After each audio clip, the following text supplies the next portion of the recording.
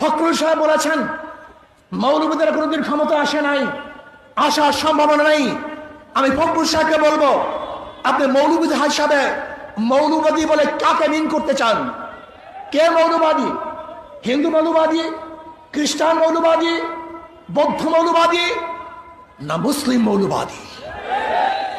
ইসলামী মৌলবাদ জিন্দাবাদ, জিন্দাবাদ। ইসলামী মৌলবাদ জিন্দাবাদ, জিন্দাবাদ। ইসলামী মৌলবাদ জিন্দাবাদ, জিন্দাবাদ। আমরা ইসলামী মৌলবাদী বিশ্বাসী। আমি মুসলমান, আমার মূল ঠিক আছে। আমি মূলকে বাদ দিয়ে রাজনীতি করতে পারি না।